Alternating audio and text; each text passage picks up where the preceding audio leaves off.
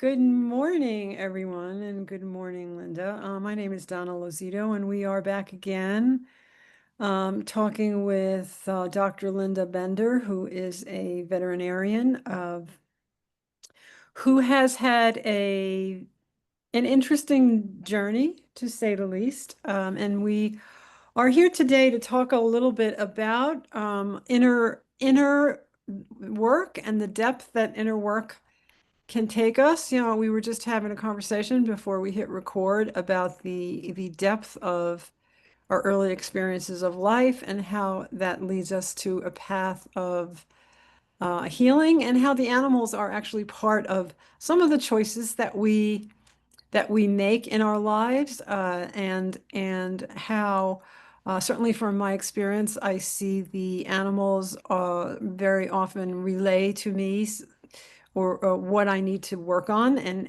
if you're paying attention, they will show you at every turn what is up for you to understand within yourself. And so I'd like to turn this over to you, Linda, to let's go a little bit deeper and see how you have established this level of inner work that you do.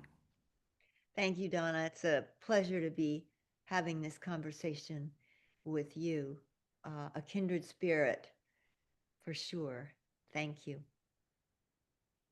Um, as you were inferring, when the student is ready, the teacher appears. I don't know who first said that, but that was my life when I was a little girl.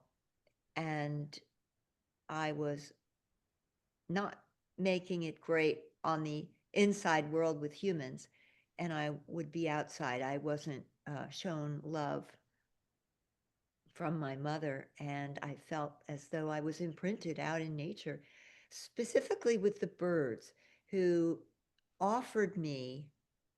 We talk about choices in life and opportunities. Well, looking back, I am so very, very grateful that I was able to sit in nature and be open. And I was invited into the world of nature. And what these birds taught me was there were no words to describe any of this, but they taught me that there was a whole lot more going on than this 3D world, this physical world of our form and our experiences, that there was so much more. And the blessing of that was a oneness between me and the birds that we shared. And it was an energetic exchange. And animals, as I'm sure most all of you know who are listening to this, animals are more closely involved and attached to and part of the higher, call it what you want. People are allergic to the word God, so it doesn't matter. But the higher intelligence, the greater essence of life, the oneness, the higher consciousness, whatever. Birds introduced me to the fact that we are all part of that. In our culture today, as all of you again know, what are we? We are a product of our cultural conditioning and our thoughts.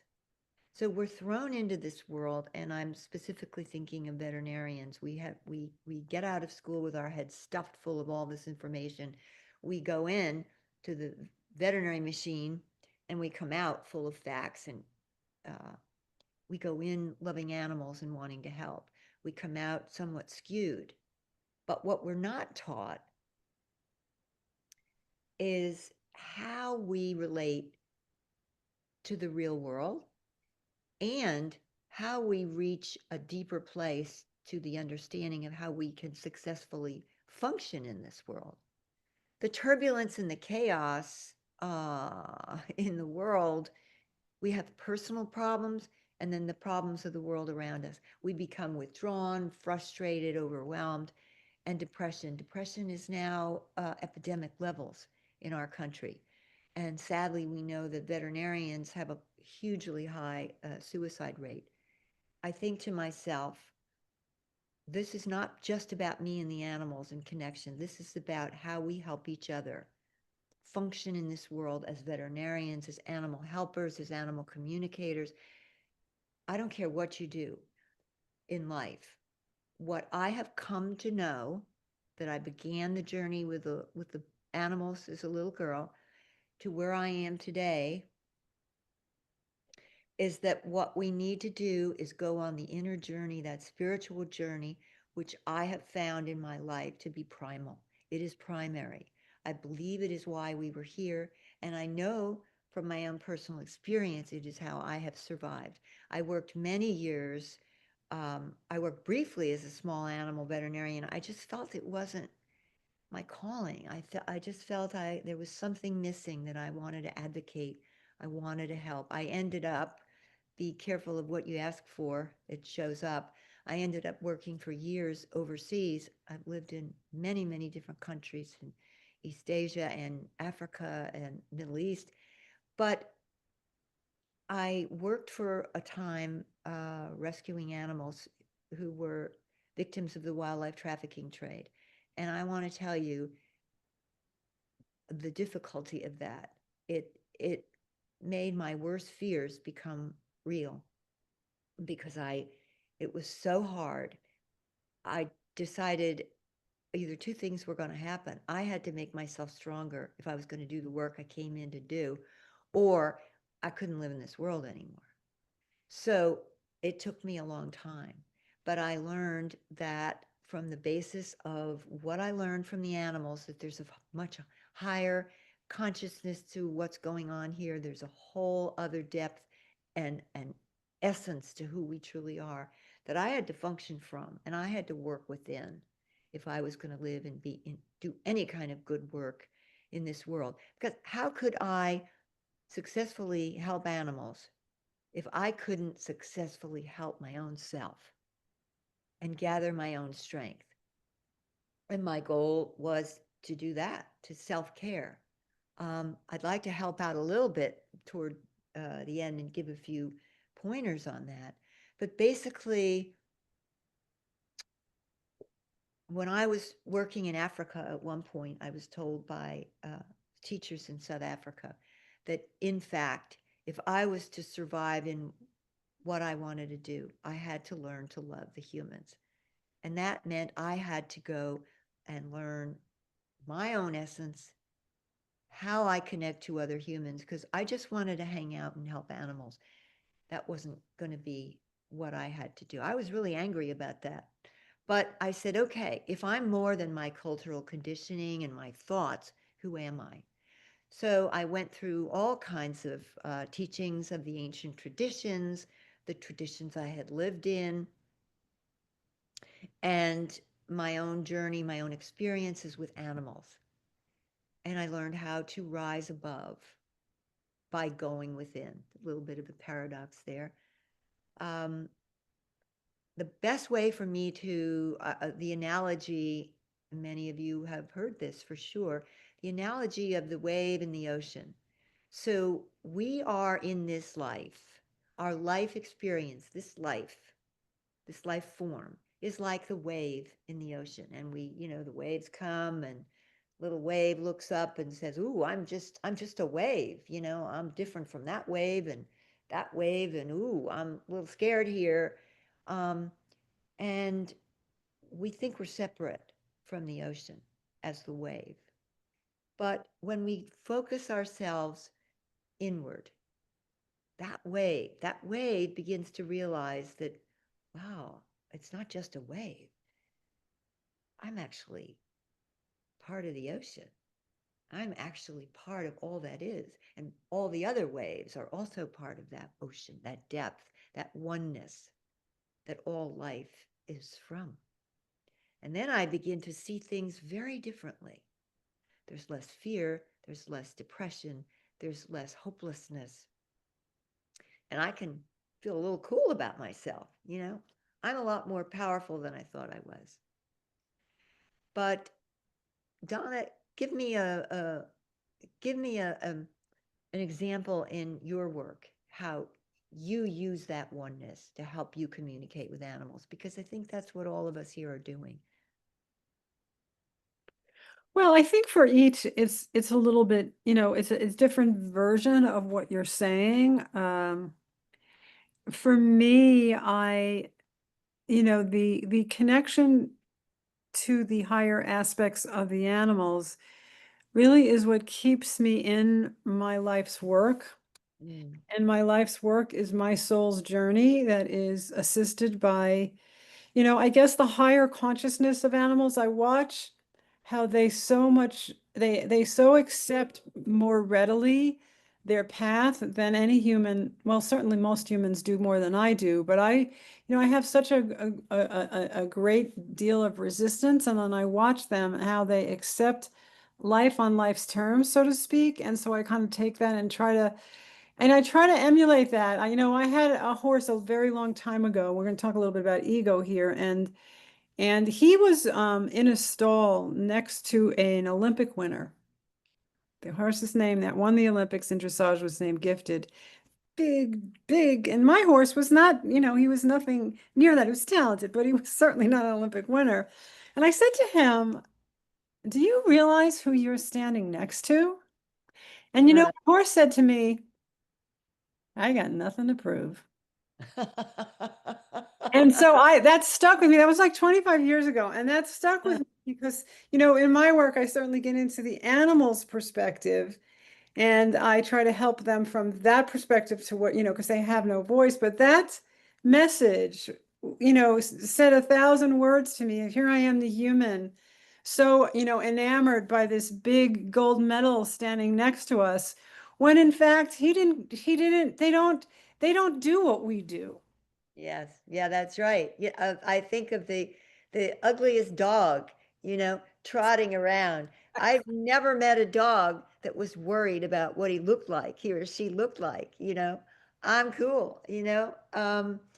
So that is such a beautiful example. And we are, as humans, we're so stuck in our heads.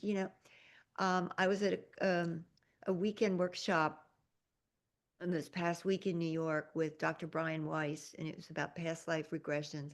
And at the very end, we were summing up so many things. It was a beautiful experience. People from all over the world were there. And at the final word, and I don't even remember, it was a quote, but it was, be kind, be gentle, but also be fearless. And I think that a lot of us who are in this gathering are kind people, gentle people. And maybe we've got to learn more about the fearlessness part. I know that was me for so long, and that I used to think of kindness, gentleness. Oh, those were weaknesses. No, baby, those are our strengths. Those, we're learning now that empaths are truly the gifted, courageous people when we're channeled correctly. But I think that every one of us could ask some questions. Let me just throw out a few questions for people. The state of our consciousness, and that's really the state of our consciousness. What perspective we have, how we've gone into a spiritual journey, where we're coming from in as far as, do we know our true essence, our inner journey? That's what determines how our life plays out, basically. That's what I've learned. It isn't so much about what happened to you in life or to me. Let me tell you, everybody has problems. Every single person in this world has problems. But it's how we respond to those problems. It's not the problems itself, it's how we respond to the problems, to life, that determines what happens to us and determines what evolves next. Are we creating more problems by our responses, our knee jerk reactions, or are we responding from deeper places that helps us along that journey and helps all those that we come in contact with? So, what perhaps we might ask ourselves, what experiences can we think of where we maybe took a pause and the thought clearly before we jumped in and responded? Were we able to give some real thought to how we were responding to life? Um, have you ever felt a deeper beingness in you? We could call it a deeper consciousness. We could call it our essence, where you directly know that you are consciousness. This is beyond our physical self and our mental self. So if we bring into our own lives situations that we can relate to, this can be very helpful. Um, Donna, do you have any questions that we Well, could we're ask? coming kind of to a close of our talk. I think the ideas that you have just set forth are something to ponder, certainly. Um, I think that again, each journey is individual, and in closing, maybe Linda, you can leave us with one. I think you talked about Socrates before. What was That was a wonderful quote by yeah, that Socrates. quote to leave us to close with, a certainly Socrates was way ahead of his time and said many incredible things, but you had talked about one thing in particular that really touched me. What I would like to respond to with what you just said, Socrates was not necessarily ahead of his time. We have forgotten. We seem to think that, quote, new age and all this, we're now learning all these things. These conversations were being held thousands and thousands of years ago. Back in ancient Greece, the ancient Greek scholars learned from the teachers, the yogis in India, and so did the Egyptian cultures, but that's a whole other topic. But I think that we have just forgotten that we are spiritual beings having an earthly experience. But what I would like to leave people with is, and again, we could continue on again if you'd like, but if we focus on the present, what we do as people is we spend our lives living in and reliving our past and thinking about the future. Thich Nhat Hanh tells a wonderful little story about the cup of tea. He was the Vietnamese monk who had a ashram or whatever you want to call it in France, plum it was called. But he tells the story of you make a cup of tea, and that cup of tea is the present, and you're drinking the tea, but you're not thinking about the tea. Your mind is on the past, your mind is on the future, and then you look down and the cup is empty. You've drank the tea, you've had the cup of tea, the cup is empty, but you've missed the experience, the sweetness of drinking the tea, the sweetness and the joy and the present moment of drinking that tea. You're missing it. And that's what we're doing in our lives. Beginning to spend more time in presence is the doorway to our inner journey. It's the doorway of remembering who we are. So let me just mention a few things we can do. Do we have a minute to do that, We have Donna? 1 minute. Oh, how much? One. Oh, oh, okay. That spiritual journey, taking time to focus on ourselves, let the thoughts go away, go into ourselves, think about who we are. If we go into the quiet just for a moment and forget who we are, forget our name, forget our life, our profession, what are we? Who are we? What's left when we let go of our life story? I don't care if you're a billionaire or you're a pauper or you're a banker or you're whatever. What's left when we let go of our thoughts and who we are and our past? That's the essence of who we are. That's where we can go to connect. We can do it through meditation, although meditation is a being, not a doing. Thinking kindness, as we were just mentioning before, many entry points. But maybe we could do another one, be more specific, but that's the beginning of the journey inward. And that is the beginning of your strength and your fearlessness and moving beyond the craziness and the turbulence of the world today, which we need to do if we're going to do this serious work helping animals. And the animals are the great teachers. Thank you, Donna. Thank you, Linda. We will pick this up again in one of our Sure. future talks. It was, as always, a pleasure to have this incredible conversation with you. And everyone, please do take care. We will see you again. Tune in next time. Thank you.